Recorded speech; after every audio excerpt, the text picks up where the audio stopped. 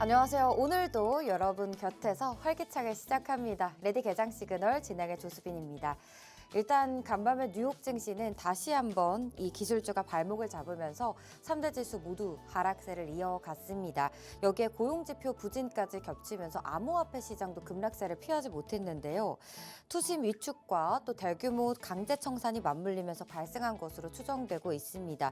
비트코인 가격이 7만 달러 선을 하회하고 잇따라 바로 6만 9천 달러 선까지 하회하면서 시장의 공포 심리가 확대됐습니다. 여기에 은 가격도 이틀간 반등을 뒤로하고 또다시 큰 폭의 하락세가 진행이 됐는데요. 이렇게 주식시장 그리고 원자재 시장의 암호화폐 시장까지 모두 다 하락하면서 에브리싱 폴링 현상이 나타나고 있습니다. AI에 대한 공포감이 짙게 생겼기 때문에 주식시장은 하락세를 보인 건데요. 일단 구글이 무려 1,850억 달러라는 정말 믿기 힘든 수준의 자본 지출 계획을 발표하면서 실적과는 무관하게 이제 투자자들의 우려감이 커지고 있습니다. 과연 앞만 보고 무지성으로 달리는 이 AI 투자가 수익성으로 다가올 수 있을지에 대한 우려가 커지고 있는 건데요. 특히 오늘 또 발표된 챌린저 감원 보고서에는 1월에만 무려 10만 명이 넘는 해고 계획을 기업들이 발표하면서 미국 경제의 방향성에 대한 의구심도 커지고 있습니다. 이 부분 자세한 수치는 또 잠시 후 글로벌 헤드라인 시간에 전해드리도록 할 거고요. 또 장 마감 이후에 아마존이 실적 발표를 했는데 이 부분 또한 짚어드리도록 하겠습니다. 미국 뉴욕 증시의 기술주 급락 여파가 어제 국내 증시에도 영향을 끼치면서 코스피와 코스닥 나란히 3% 넘게 급락세를 피하지 못했습니다. 최근 들어서 이렇게 지수의 상승폭이 또 상승과 하락폭이 굉장히 3%에서 5%까지 큰데요. 그럼 이런 상황에서 외국인과 기관이 던진 매물을 개인 투자자들이 코스피 시장에서 받아냈습니다. 일단 포모 이걸 느낀 개인 투자자들이 어제장에서 저가 매수의 기회로 본 걸까요? 어제장에서는 개인이 역대급 매수를 했고요. 외국인은 역대급 매도세를 보였습니다. 어제장에서 개인 투자자들이 양시장 모두 합쳐서 하루에만 9조 원 넘게 순매수세에 나섰고요. 삼성전자가 시총 1,000조 원을 달성하자마자 하루 만에 5%대 급락세를 보였습니다. 삼성전자는 16만 전자로 내려왔고 하이닉스는 90만 닉스를 동시에 이탈했습니다. 일단 시장은 상승 피로감과 그동안에 좀 단기간에 고점을 형성했던 탓일까요? 기술주 차익 실현으로 가치주 순환매 국면에 진입을 했습니다. 그동안 강했던 반도체와 원전 그리고 우주항공 쪽이 쉬어갔고요. 반면에 내수 소비재, 유통업 그리고 레저 업종은 규제 해제와 또 외국인 수요 증가로 견조한 흐름을 보였습니다. 그동안 시장에서 소외받던 종목들이 어제장에서는 뛰어오르기도 했는데요. 일단 개인이 오늘도 다시 국내 증시를 일으킬 수 있을지 아니면 단기 과열로 인한 숨고르기 장세가 오늘도 이어질지 지켜보셔야겠고요. 변동성이 워낙 크고 또 주말을 앞둔 금요일장인 만큼 오늘 시장에서 매수 탄력이 약할 수 있습니다. 이럴 때 어떤 전략 세워가면 좋을지 오늘도 저희와 함께 든든한 전략 세워가시길 바랍니다. 저희 프로그램에서는요. 간밤에 뉴욕 증시 마감 시황 전해드릴 예정이고요. 또 글로벌 이슈 전해드리겠습니다. 마지막에 실시간 개장 상황과 더불어서 트렌드 섹터 4가지 전해드릴 예정이니까 채널 끝까지 시청해 주시고요. 저희는 유튜브 채널에서도 시청 가능합니다. 검색창에 팍스 경제TV 검색하시면 되고 또 하단에 이렇게 QR코드 준비해뒀으니까요. 스캔만 하시면 바로 저희 채널 연동됩니다. 스트리밍 방송도 함께 해주시고요. 또 지난 방송도 다시 보기 클립으로 올려두었으니까 재시청해 주시길 바랄게요. 자, 일단 전일 국내 증시 다시 한번 복귀해 보도록 하겠습니다. 이루연 캐스터 전달해 주시죠. 안녕하세요. 레디 개장 시그널 캐스터 이루연입니다. 어제 우리 시장 이 미장에 번진 AI 비관론 또 기술주 중심의 하락이 국내 증시에 영향을 준 하루였습니다.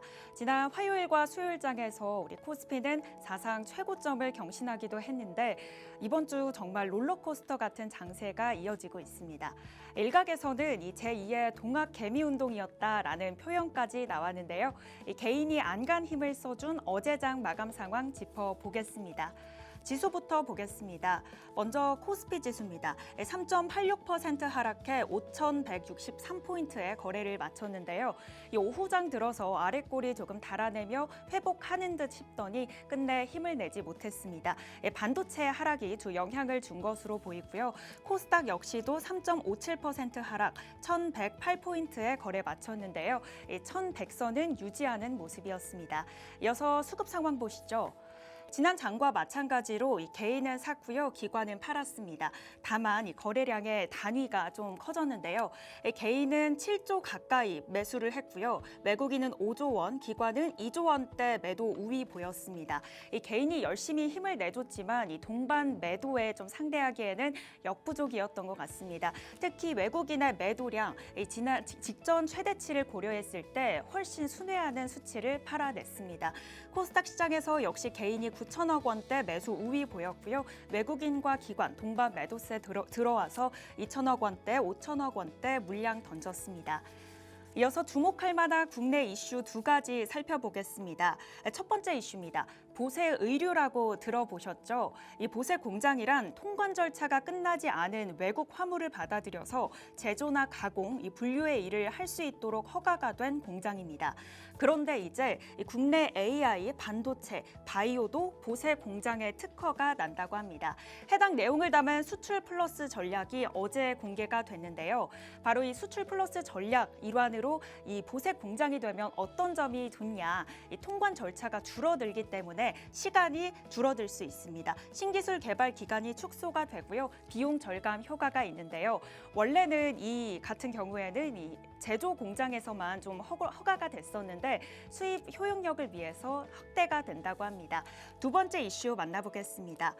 어제 한국거래소에서 이 자본시장 대도약을 위한 핵심 전략 신년 간담회가 열렸습니다. 부실기업의 조기 퇴출을 최우선의 과제로 좀 하겠다고 밝혔는데요.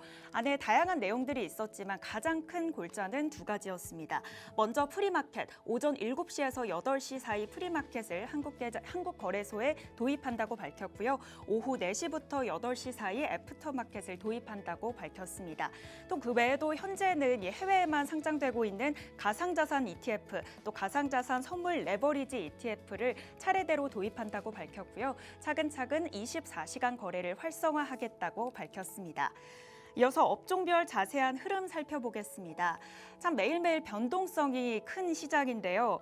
전체적으로 얼음장이 되었다가 불이 붙었다가 어제는 다시 얼음장으로 마무리를 지었습니다.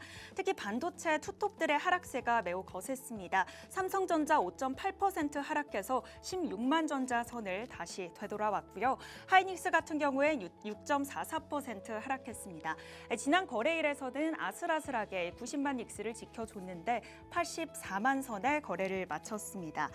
이어서 한화큐셀과 배터리 공급 계약 소식으로 좋은 흐름 이어가던 LG에너지솔루션도 1.86% 하락했습니다. 이어서 금융주들 보시죠. 이 변동성 안에서도 나름 비교적 안정적인 흐름을 이어갔는데 어제는 이 하락을 피할 수 없었습니다. 특히 SK스퀘어, 이 하이닉스의 지분 20%를 보유한 전문 회사인 만큼 SK 하이닉스의 하방 압력을 받아서 하락했습니다. 또 KB금융 같은 경우에는 어제 실적을 발표했는데요. 실적 자체는 양호했습니다. 사상 최대 실적을 실현했고 최대 규모의 주주 환원 계획을 또 밝혔지만 이 실적 발표를 앞두고 고점을 형성했다가 공포 심리에 의해 다시 하락하고 말았습니다. 수치 살펴보시면 SK스퀘어 6.15% 급락했고요. KB금융 1.83% 빠졌습니다. 이 제약 업종 내에서는 희비가 좀 갈렸습니다. 삼성 바이오로직스 같은 경우 3.3% 하락했는데 셀트리온 역대급의 실적으로 1.4% 올랐습니다. 셀트리온 실적은 이어지는 특징주 종목에서 좀 더 자세히 살펴보겠습니다. 네, 셀트리온 바로 어제 실적이 나왔는데요. 1.4% 상승해 21만 7,500원에 거래를 마쳤습니다. 지난해 매출액 4조 1,625억 원과 영업이익 1조 1,685억 원을 기록했다고 밝혔습니다. 전년도와 비교하면 영업이익이 무려 137% 급등한 건데요. 수치로 살펴보면 1.4% 상승해서 21만 7,500원에 거래를 마쳤습니다. 기존 제품에 이어 새롭게 시장에 선보이고 있는 고수익 신규 제품이 가파른 성장에 도움을 준 것으로 보이고요. 또 올해는 차세대 바이오 시밀러와 신약 개발에도 박차를 가하겠다고 밝혔습니다. 두 번째 특징 종목 이마트입니다. 어제 이 하락장 속에서도 이 견조하게 상승불 밝히는 흐름 보였는데요. 주가의 상승을 자극한 건 새벽 배송이었습니다. 원래 이 대형마트의 경우에는 새벽 배송이 좀 제한이 되어 있는데 어제 이 예외 조항으로 허용될 수도 있다, 입법 절차가 진행될 수도 있다라는 소식이 호재로 작용을 하면서 이마트의 주가 끌어올렸습니다. 9.51% 상승했고요. 10만 3,600원에 거래에 마쳤습니다. 다음으로 AI 시그널 살펴보겠습니다. 첫 번째 시그널 여행입니다. 이 비슷한 시그널로 호텔, 카지노까지 들어왔는데요. 곧 있으면 돌아오는 중국의 춘절 연휴가 있죠. 관광객 유입에 대한 기대감으로 관련주들 상승했습니다. 특히나 중국과 일본의 그 외교 관계가 좀 악화되면서 일본 여행 자제 권고가 길어지고 있습니다. 이에 대해서 일본에 갈 관광객들까지 한국으로 모여들지 않을까라는 그 반사이익이 좀 기대로 작용하고 있는 것으로 보이는데요. 관련주들 모두 상승했습니다. 모두 투어 상한가 29.98%로 마감했고요. 노랑풍선 7.62%, 롯데 관광개발은 5.4% 마감했습니다. 이 외에도 호텔이나 다른 관련주들로 호텔신라, GSP&L 모두 급등했고요. GSP&L과 롯데 관광개발 같은 경우에는 역사적 신고가를 써냈습니다. 두 번째 시그널 방산입니다. 어제 우리 시장 한화 에어로스페이스, 한화 시스템 등 최근 우주항공 모멘텀으로 가져갔던 이 주들이 하락세를 보였는데요. 바로 이유는 러시아와 우크라이나가 미국 중재로 종전을 논의하는 3차 회담을 열었는데 그 안에서 종전 기대감이 감돌았기 때문입니다. 또 여기에다가 하락장에 따른 이 차익 실현 매물 출회가 맞물리면서 방산주들 하락했습니다. 이어서 미국 흐름도 살펴보겠습니다. 오늘 3대 지수 모두 1%대 하락을 보였습니다. 이 AI가 소프트웨어까지 잡아먹을 수 있다는 공포론과 자본 지출에 대한 우려가 쉽게 사그라들지 않고 있는데요. 다우존스는 1.2% 하락 48,900선에 거래를 마쳤고요. 나스닥은 1.59%, S&P 500 지수 역시 1.2% 하락했습니다. 이어서 시총 상위단 흐름 살펴보겠습니다. 모두 파란불 켰는데요. 이 하락폭이 전장과는 좀 더 커졌습니다. 특히 엔비디아 간밤에 상승과 하락을 정말 반복했죠. 메모리칩 부족으로 인해 30년 만에 처음으로 개인용 칩을 출시하지 않기로 했다는 소식 전해졌고요. 트럼프 대통령과의 수출 심사에 신경전이 오갔습니다. 1.37% 하락했습니다. 또 구글 역시 0.54% 하락했는데 어제 역대급의 실적 발표에도 불구하고 이 막대한 비용, 이 2배 가까이 비용을 올해 또 투자하겠다고 밝히면서 투자자들의 심리를 자극했습니다. 역시 하락세에 걸었고요. 아마존 역시 실적 발표를 앞두고 천문학적인 자본 지출을 우려로 해서 장 이후로 장 시작하면서부터 계속 하락폭을 키워갔습니다. 최저치까지 내려간 후 소폭 상승해 4.42%의 거래에 마쳤습니다. 이어서 메타는 이 페이스북과 인스타그램의 운영사죠. 동영상 기능인 바이블을 별도의 앱으로 출시한다는 소식 알려지면서 0.17% 상승했고요. 이 하락장 속에서 브로드컴의 빨간불이 눈에 들어옵니다. 구글의 올해 자본 지출 2배 이상을 늘리겠다고 한 소식이 브로드컴에는 호재로 작용을 했는데요. 바로 구글 자체 TPO를 브로드컴과 함께 설계 제조하고 있기 때문인데 뱅크 오브 아메리카는 실제 브로드컴 AI 컴퓨팅 매출의 80% 이상은 구글 프로그램이 차지한다고 밝혔습니다. 이어서 특징주 2가지 살펴보겠습니다. 첫 번째 특징주, 아마존입니다. 조금 전 이 미국 장 마감 후에 실적이 공개됐죠. AMD와 알파벳의 경우 예상치를 상회하는 실적에도 불구하고 하락을 면치 못했는데 아마존은 예상을 하회하는 결과가 나왔습니다. 발표한 실적에 의하면 지난 분기 매출은 2,133억 달러로 예상을 상회했지만 주당 순이익 1.95 달러를 기록하면서 시장 예상치에 미치지 못했습니다. 특히 자본 지출 우려로 이미 하락 마감한 상태에서 시간 외 거래에서 10% 가까이 주가가 추가로 하락하는 모습 보였습니다. 두 번째 특징주 노보노디스크입니다. 노보노디스크는 이 비만 치료제 위고비 관련 기업이죠. 장중 계속해서 하락이 이어지면서 8%대 가까운 낙폭을 오늘 겪었는데요. 이 원격 의료 기업 힘센허스가 위고비를 알약 형태로 출시하겠다는 소식이 작용을 했습니다. 이 가격이 원제품의 경우에는 최저 월에 $149 수준인데 먹는 알약은 $49, 훨씬 파격적인 가격을 내세우면서 이 하락 영향을 받았습니다. 노보노디스크는 이 저렴한 가격의 복제약은 불법적인 조제다라면서 비판하고 나섰고요. 힘센허스 역시 하락세 같이 보였습니다. 네, 지금까지 어제장 마감 상황 함께 살펴봤습니다. 불과 이번 주였죠. 검은 월요일을 딛고 슈퍼 화요일을 맞이했습니다. 이렇게 변동성이 큰 시장일수록 상승세를 이끄는 모멘텀 포착이 중요할 텐데요.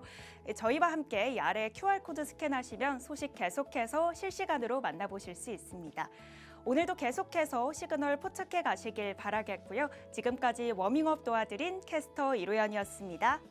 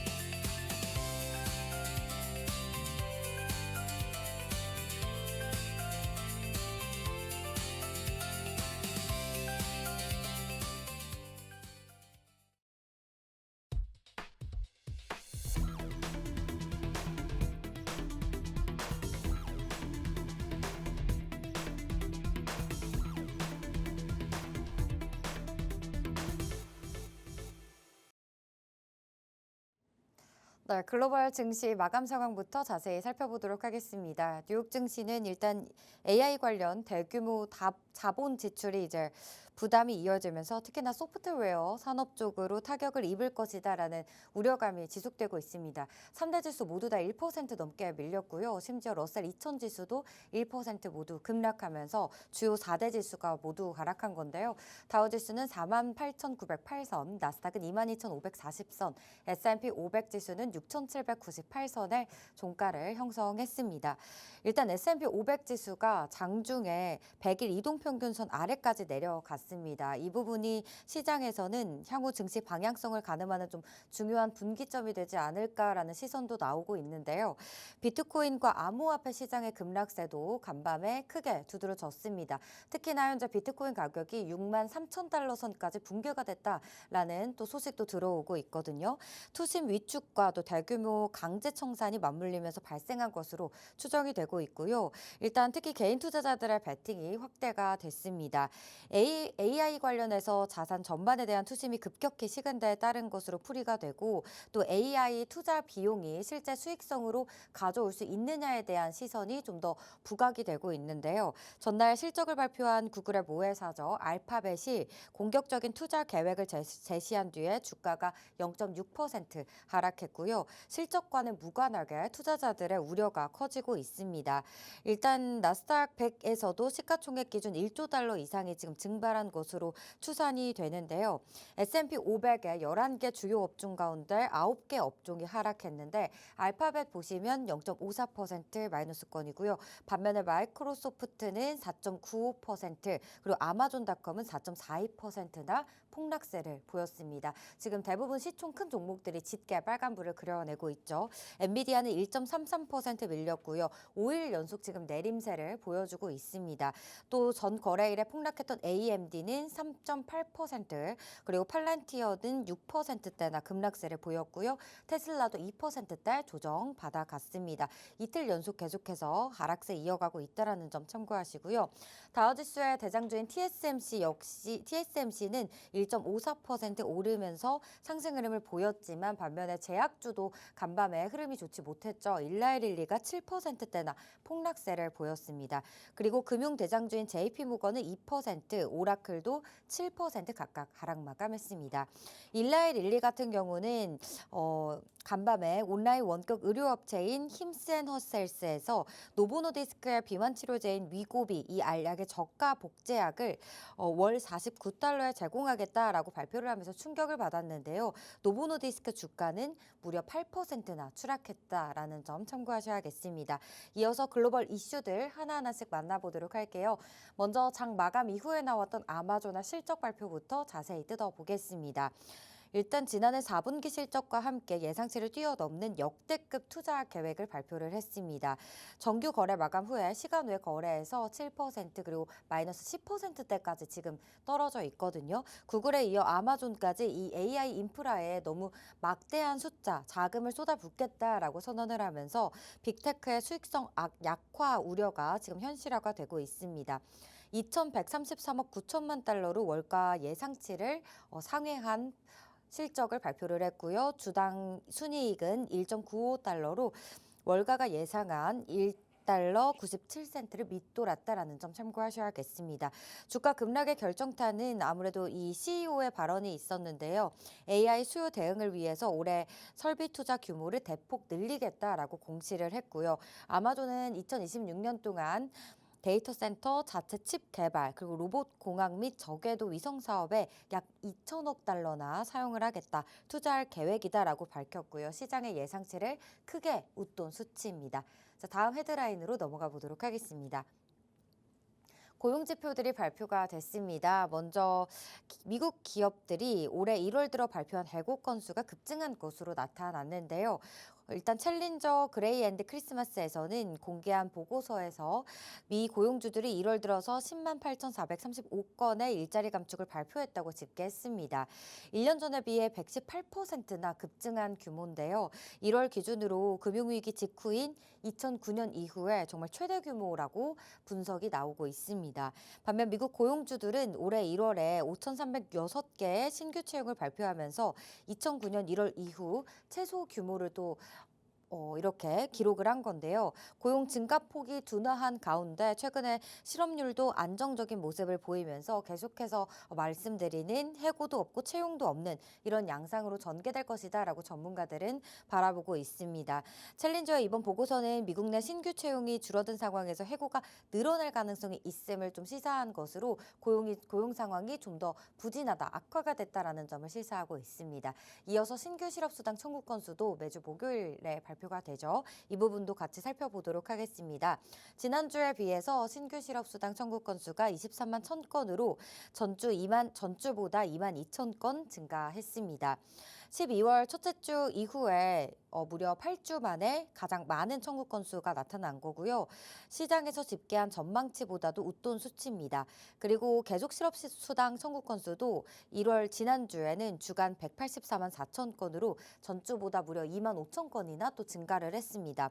특히 구직자보다 이 구인 건수가 지난달 40만 건에 이어서 이번에는 50만 건이 부족하다라고 합니다. 그만큼 고용 악화가 지금 확대가 되어 있고 구인율은 0.3%포인트 감소한 3.9%를 기록했습니다. 이 소식과 함께 이런 지표들을 소화하면서 주식시장에서 조금 더 악재로 작용하지 않았나 싶고요. 다음 헤드라인으로 넘어가 보도록 하겠습니다. 유럽 중앙은행 ECB가요. 현지 시간 5일이죠. 통화정책회의에서 예금금리와 기준금리 그리고 한기 대출금리까지 3대 정책금리를 모두 유지하기로 밝혔습니다. 벌써 5번째 연속 금리 유지인데요. 이에 따라 유로존 21개국의 통화정책 기준인 예금금리와 한국의 기준금리 간 격차도 0.5%포인트를 유지했습니다. 유로존과 미국 간 금리 차이는 1.5에서 1.75%포인트입니다. 시장에서는 당분간 유럽 경제가 뜨겁지도 또 차갑지도 않은 골디락스 상태를 유지할 것이다라는 전망에 정책 금리도 올해 내내 동결할 가능성에 무게가 실리고 있고요. 다만 유로화 강세 등 영향으로 물가가 목표치인 2%를 크게 밑돌 경우에는 추가 금리 가능성도 열어두고 있다라고 합니다. 영국 중앙은행인 BOE도 현지 시간 통화정책위원회에서 기준금리를 연 3.75%로 유지했습니다. 통화정책위원 9명 중에 앤드루 베일리 BOE 총재를 제외한 5명은요. 금리 유지를 지지했지만 무려 4명은 0.25%포인트 인하 의견을 냈는데요. 금리 동결에 7표 모두 몰릴 것이다라는 예상치보다는 더 비둘기파적이었던 결과가 나왔습니다. 향후 금리에 대한 시장 관측도 덩달아 커졌는데요. 베일리 총재는 성명에서 물가 상승률이 올라가지 않도록 해야 하기 때문에 금리를 동결하기로 했다면서도 모든 게 잘 된다면 올해 기준금리를 추가 인하의 기회가 있을 것이다 라고 긍정적인 발언을 또 했습니다. 다음 헤드라인으로 넘어가 보겠습니다. 또 원자재 시장에서 금값과 은값이 큰 폭으로 하락하면서 주식시장 못지않게 롤러코스터 장세를 보여주고 있습니다. 로이터에 따르면 금 현물 가격은 미 동부 시간 기준입니다. 오후 1시 31분 기준으로 전장보다 1.8% 하락한 온스당 4,872달러에 거래됐습니다. 은값의 낙폭이 더 컸는데요. 은현물 가격은 같은 시간 온스당 77달러로 전장 대비 12%나 급락했습니다. 은값은 이날 장중 온스당 72달러까지 일중 저점을 낮추기도 했는데요. 시장에서는 이런 이야기도 나오고 있습니다. 일부 투자자들이 마진콜 이슈를 겪고 있고 일부는 아마 증시에서 본 손실 탓에 이 귀금속 투자 포지션을 정리하는 것으로 보인다라고 얘기가 나오고 있고요. 다만 이 펀더멘털 측면에서는 변화한 게 없다라는 부분을 또 강조하기도 했으니까요. 이런 부분들 참고하시면서 투자하시길 바랄게요. 자, 다음 헤드라인으로 넘어가 보도록 하겠습니다. 이번에는 국내 증시 장 전에 참고해 볼 만한 좋은 이슈들이 있어서 두 가지 준비를 해봤거든요. 먼저 2천억 달러 규모의 대미 투자를 약속한 우리 정부가 미국 측에 한국형 원자력 발전소 모델이죠. APR 1400 건설을 제안했습니다. 관세 재인상 압박에 나선 미국 정부가 최근에 한국에는 에너지 분야 투자를 희망한다라는 뜻을 밝혔죠. 정부가 한국형 원전 사업을 제시를 한 건데요. 한국은 단순 건설이나 부품 자재 조달에 그치기보다는 미국의 원전 르네상스 계획에 중추적인 역할을 할 수 있도록 적극적으로 움직일 계획이라고 포부를 밝혔습니다. 한국형 원전이 미국으로 진출할 경우에는 웨스팅하우스죠. 이 기업의 지식재산권 협정으로 그동안 손발이 묶인 국내 원전 산업도 슈퍼사이클에 들어갈 수 있지 않을까, 돌입할 수 있지 않을까라는 기대감이 나오고 있고요.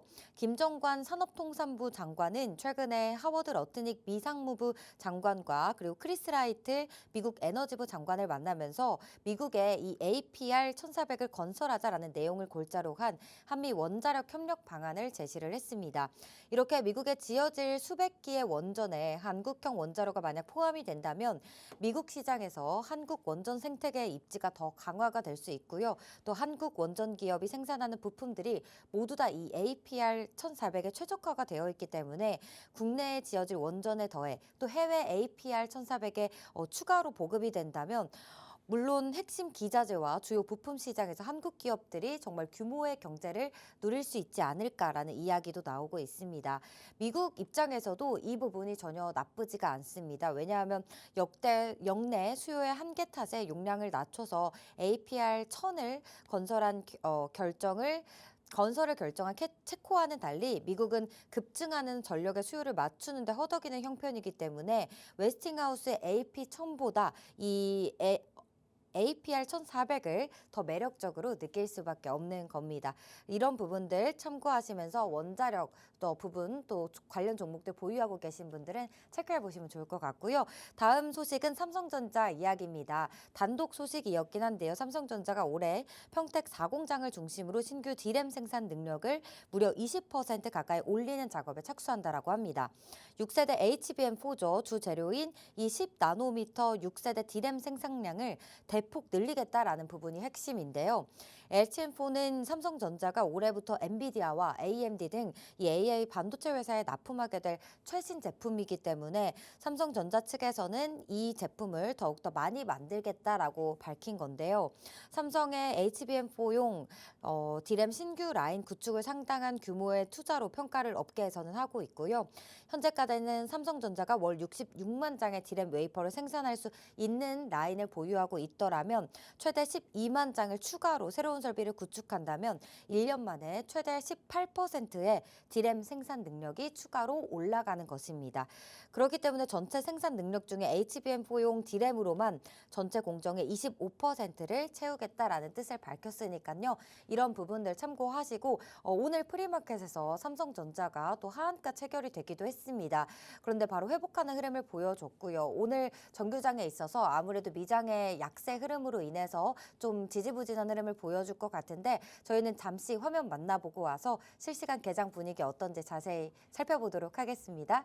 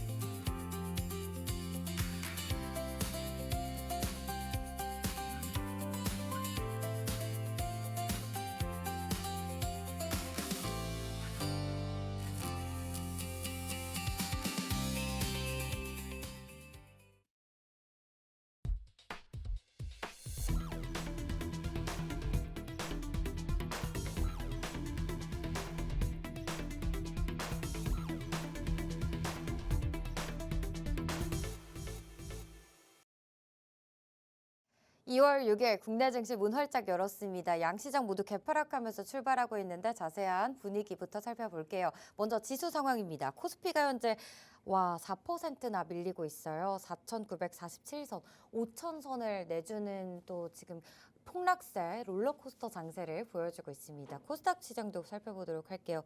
역시나 하락폭이 큽니다. 지금 4.5% 밀리면서 1,058선, 그래도 천스닥은 지켜내주고 있는 모습이긴 합니다.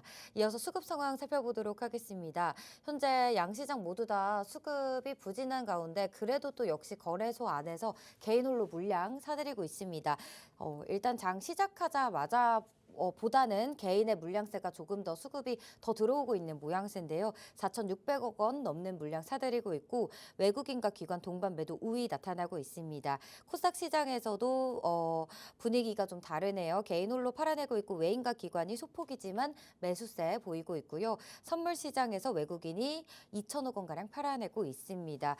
개인 투자자들이 아무래도 지난해에 그 포모 현상 때문일까요? 현재 저가 매수의 기회로 보고 있는 건지 수급이 어제에 이어서 오늘 장에서도 들어오고 있다라는 점 참고하셔야겠고요. 시가총액 상위 종목들 살펴보면서 종목들 하나하나 전략 세워보도록 하겠습니다.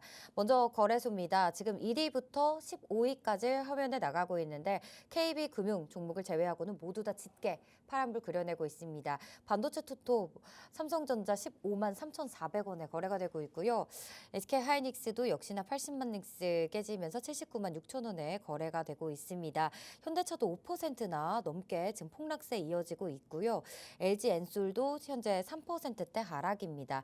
이 밖에 SK스퀘어도 6%대 하락이고 원전 쪽도 지금 하락폭을 피하지 못하는 모습이네요. 두산에너빌리티 5% 하락입니다. 아무래도 은행주, 금융주들이 실적이 탄탄하다 보니까 KB금융은 1%대 빨간불 켜주고 있다. 지수 대비 선방하고 있다라는 점 참고하셔야겠습니다. 이어서 코스닥 시장 보도록 하겠습니다. 코스닥 시장 안에서도 지금 1위부터 15위까지 짙게 지금 파란불 그려내고 있습니다. 에코프로, BM 그룹주들 모두 다 6%대 지금 급락세 보여지고 있고 알테오젠도 오늘은 4%나 넘게 밀리고 있습니다. 성장주 단에서도 다 하락세 이어지고 있고요. 제약바이오도 하락이고요. 반도체 소부장도 모두 다 하락입니다. 지금 현재 코스닥 시총 상위단을 쭉 내려보면 40위까지 모두 다 짙게 파란불 그려내고 있고 그 아래 41위 삼표시멘트만 현재 또 8%대 오늘 시장에서 상승세를 보여주고 있네요. 지금 하락 종목 수가 월등하게 많기 때문에 상승하는 종목을 오히려 찾기가 어려운 그런 시장입니다. 자, 일단 오늘 시장에서 트렌드 섹터부터 4가지 알아보고 오도록 하겠습니다. 김지연 캐스터 준비해 주시죠. 네, 한 주의 마지막 거래일입니다. 오늘 시장의 주도 섹터 소개해드리는 시간 트렌드 섹터의 캐스터 김지연입니다. 급락과 상승을 반복했던 이번 주, 변동성이 두드러지는 한 주였는데요. 어제 시총 상위 10개 주가 모두 하락을 하면서 코스피 지수 3.8% 하락 마감했습니다. 외인의 역대급 매도세에 개인이 물량을 받아내는 모습이었는데요. 이렇게 대형주, 기술주에서 빠진 자금 어디로 이동했을까요? 어제의 하락장 속에서도 빨간불 켜내는 저력 보여준 섹터, 그리고 오늘 주목해봐야 될 포인트 함께 살펴보겠습니다. 4가지 키워드 준비했습니다. 중국 소비주, 화장품, 유통, 그리고 태양광 에너지입니다. 먼저 중국 소비주 보겠습니다. 곧 있으면 설 연휴, 또 중국의 춘절 앞두고 있는데요. 중국 특수 그리고 계절의 성수기의 기대를 받는 종목들이 강세를 보이고 있습니다. 카지노, 호텔, 여행 관련주들 강세였는데요. 중국과 일본의 외교 갈등으로 인한 반사이익 기대감 역시 주가에 반영이 됐습니다. 지난 11월 일본 총리의 대만 유사시 개입 발언 이후로 중국은 치안을 이유로 일본 여행 자제 권고를 하고 있습니다. 12월 방일 중국인 수가 45% 가까이 급감을 했고요. 반면 한국을 방문한 중국인 수는 20% 이상 늘었습니다.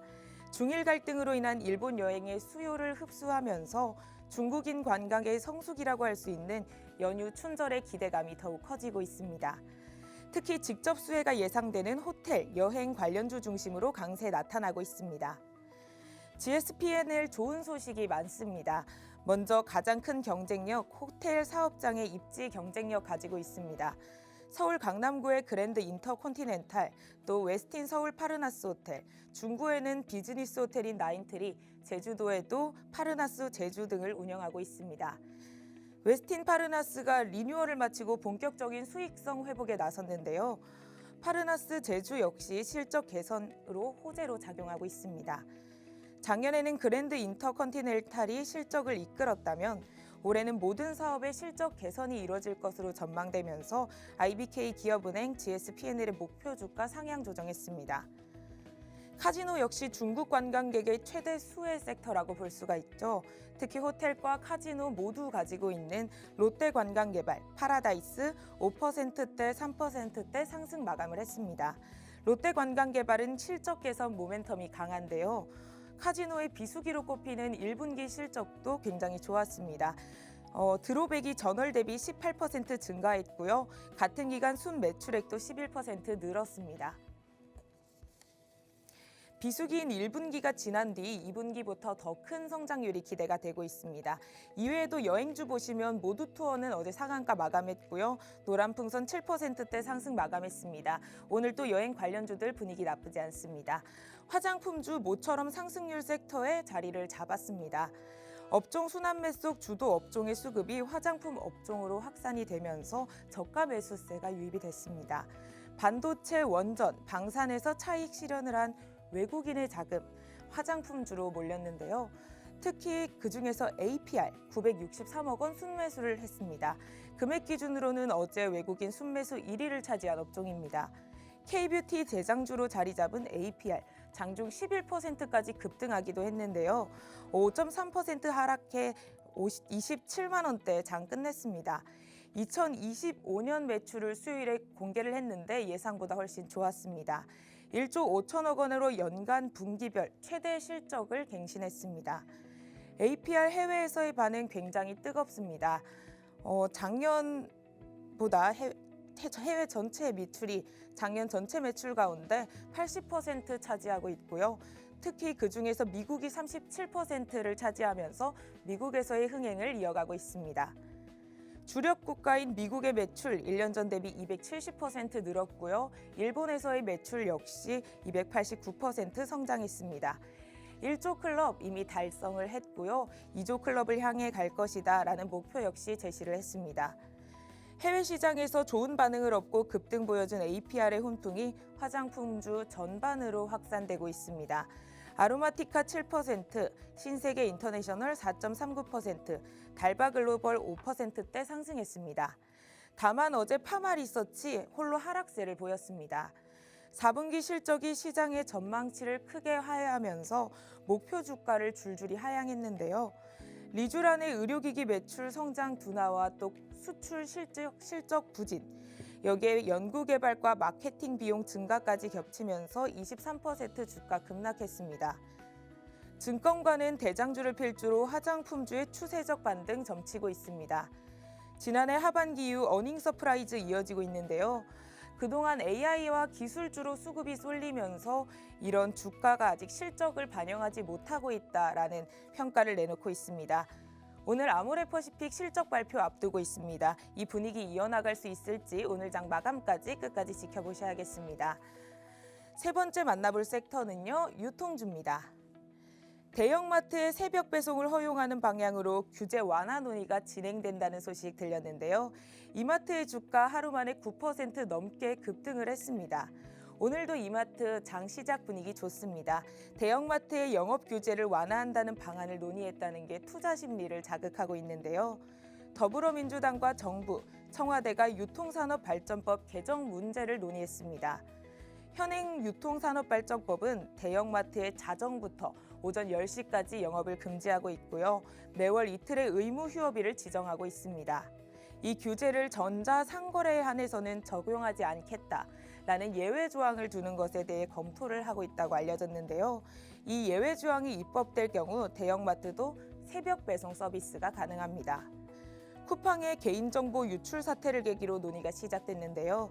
규제가 풀리면 대형마트는 각 점포를 도시 내 물류 거점으로 활용해서 새벽 배송 경쟁에 뛰어들 계획입니다. 쿠팡은 외곽에 있는 대형 물류센터에서 배송을 하고 있죠. 이렇게 도심 내에 있는 물류를 거점으로 활용을 하게 된다면 배송지 간의 거리가 줄어든다는 장점을 가지고 있고요. 특히 쿠팡이 서비스하지 못하는 일부 지역까지도 서비스가 가능하다는 점에서 경쟁력을 가질 수 있다라는 평가도 나오고 있습니다. 오프라인 유통업체의 온라인 경쟁력 강화와 또 실적 개선 기대감 커지면서 유통주 전반적으로 상승세 보였습니다. 대형마트의 새벽 배송을 허용하는 방향으로 규제 완화가 진행되는 소식, 이마트 주가를 급등시켰죠. 정책 모멘텀에 힘입어 이마트는 전일 대비 9% 넘게 올랐습니다. 유통업 쪽 전반적으로 매수세 확산되면서 호텔신라 5%대 상승, 신세계 2%대, 롯데쇼핑도 0.6%대 각각 상승했습니다. 다만 아직 논의 단계에 불과하고 또 소상공인들의 반대가 예상되는 만큼 또 실질적으로 실행이 될 수 있을지는 미지수고요. 여기에다가 쿠팡이 유통망을 만드는 데만 6조 원 가량의 투자 비용이 들었습니다. 실행까지는 다소 시간이 걸릴 수 있다는 점 유의하시면서 앞으로 투자 계획 세워주시기 바랍니다. 마지막으로 살펴볼 섹터 태양광 에너지입니다. 일론 머스크가 AI 데이터 센터 전력 수요를 위해 태양광 에너지에 주목해야 된다라는 취지의 발언을 했죠. 그 이후로 투자자들의 관심이 태양광 관련주로 쏠리고 있습니다. 머스크는 앞서서도 태양광 에너지를 핵심 에너지원으로 지목한 바가 있고요.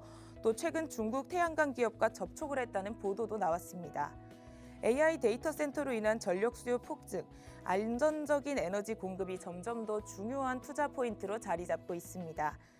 미국에서는 지난해 인공지능 데이터 센터발 수요 급증으로 전기 가격이 폭증했는데요. 주택용 태양광 패널이 전기료 절감 수단으로 자리 잡고 있습니다. 여기에 중국의 태양광 수출 보조금 폐지 소식도 들리면서 반사이익이 기대된다는 소식에 HD 현대 에너지 솔루션, 태양광 관련주 어제 연일 상승세 보였습니다. 중국 정부가 오는 4월부터 자국 태양광 기업에 지급해온 수출 보조금을 전면 중단한다고 밝혔는데요.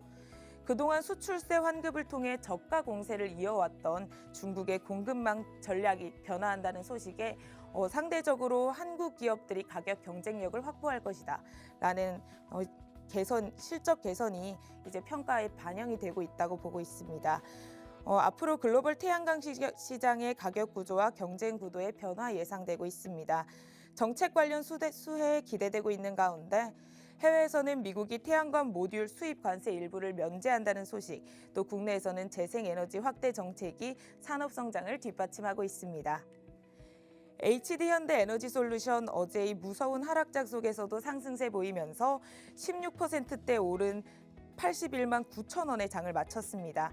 4일에는 상한가를 달성하더니 5일에는 상승률 1위를 기록한 건데요. 주가 3거래일 만에 60%가 급등을 했고 거래량도 10배 이상 증가를 했습니다. 지난 5일 HD 에너지 솔루션, 현대 에너지 솔루션 4분기 실적 발표를 했습니다. 예상보다 좋은 실적이 공개가 됐는데 영업이익과 기간 매출액 모두 시장 기대치를 웃돌았습니다.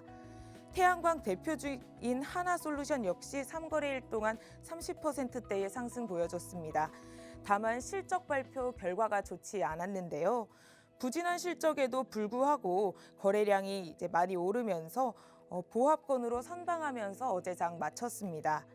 대형 태양광주가 강세를 주도한 가운데 중소형주까지 순환매가 확산되면서 섹터 전반적으로 매수세 번지는 모습이었습니다.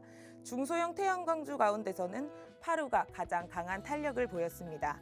지난 수요일 상한가를 기록한 파루는 목요일에도 무서운 상승세 보여줬는데요. 오늘도 이 상승 이어갈 수 있을지 지켜보셔야겠고요. 글로벌 수요 회복 그리고 정책 모멘텀을 힘입어 태양광 관련주 강한 매수세 유입되고 있습니다. 하지만 단기간에 의한 급등으로 조정이 올 수 있다는 점 꼭 유의하셔야겠습니다. 이번 주 한 주 내내 증시 롤러코스터 장세 보이고 있습니다. 단기 급등과 조정이 반복되고 있는 가운데 오늘도 팍스경제TV에서 현명한 투자 전략 세우시길 바라고요. 캐스터 김지연이었습니다. 네, 현재 시장 분위기 간략하게 살펴보도록 하겠습니다. 지금 양시장 모두 다 하락폭이 더욱 커지고 있습니다. 코스피 지금 4.8% 하락하면서 4,914선, 5,000선 회복 여전히 못하고 있고요. 코스닥은 5% 넘게 빠집니다. 1,050선 지나가고 있고요. 환율도 한번 체크를 해볼게요. 지금 달러원 환율이 1,487원까지 지금 1,472원에 거래되고 있는데 다시 1,480원대까지도 올라오진 않을지 이런 부분도 수급에 영향을 크게 주니까요. 확인해 보시면 좋을 것 같습니다. 자, 거래대금 상위 일단 빠르게 훑어보도록 할게요. 지금 현재 양시장 모두 하락하는데 그 와중에 눈에 띄는 거는 이마트, 유통업 쪽이고요. 그리고 대동형제들 지금 시세가 좋은데 코스닥 시장으로 넘어가 보도록 하겠습니다. 대동 기어가 지금 두 자릿수대 슈팅 나오고 있고 대동이라는 종목도 현재 상승하는 흐름 보여주고 있고요. 유진 로봇 16% 오르고 있고요. 삼표 시멘트가 다시 한번 6%대 시세 분출해주고 있습니다. 그리고 덕양 에너진도 10% 상승하고 있습니다. 자, 오늘 9시부터 지금 현재 트럼프 대통령 언론 브리핑 지금 진행되고 있습니다. 금융시장에 대한 어떤 또 긍정적인 발언을 하면서 다시 한번 금융시장의 회복세를 보여줄 수 있을지 이 부분 기대해 보고요. 저희 이어지는 팍스경제TV 프로그램들 통해서 실시간 대응 전략도 꼼꼼하게 오늘 같은 날 더욱 잘 세워가시면 좋겠습니다. 저희가 준비한 내용은 여기까지입니다. 아울러 본 방송에서 제공하는 정보는 투자 판단에 대한 조언일 뿐 해당 종목의 상승과 하락을 보장하진 않습니다. 투자에 대한 책임은 본인에게 있다는 점 꼭 명심하시고요. 즐거운 주말 보내시고요. 저희는 다음 주 이 시간에 찾아뵙도록 하겠습니다. 시청해주신 여러분 고맙습니다.